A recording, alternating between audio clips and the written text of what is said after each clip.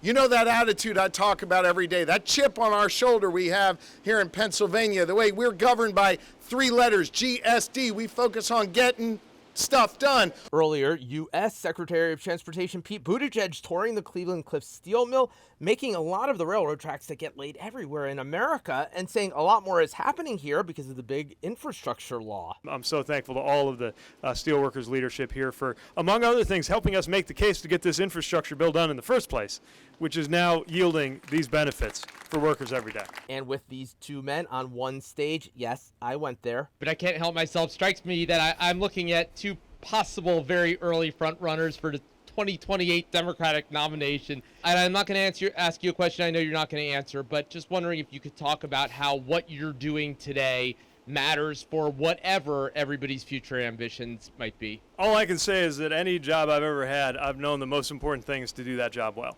And what we have right now is a moment on our hands where the president has asked our department to deliver a level of investment that's not happened in my lifetime. Current President Biden in a tight re-election race this year. Buttigieg might have implied this, but Shapiro said it. If the Commonwealth of Pennsylvania or this country turns the keys over to Donald Trump, someone who wants to eviscerate those investments, you know what that means?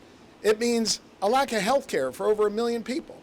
It means we lose out on the prospects of tens of thousands of jobs that we know are going to come because of these investments. But PA Republican State Senator Wayne Langerholz, who chairs the Senate Transportation Committee, says Republicans are the ones who have the right ideas about transportation spending. There are a lot of different policies, a lot of different legislation, a lot of different bills that we have enacted as a Republican caucus to address those critical infrastructure needs. And I think the key here is while ensuring fiscal responsibility.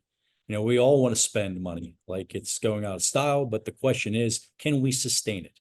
And that's the mission. Secretary Buttigieg ended his day at Harrisburg International Airport talking about planes after a visit to Steelton for trains and one at the beginning of the day in Lancaster focusing on automobile safety. In the newsroom, Seth Kaplan, ABC 27 News.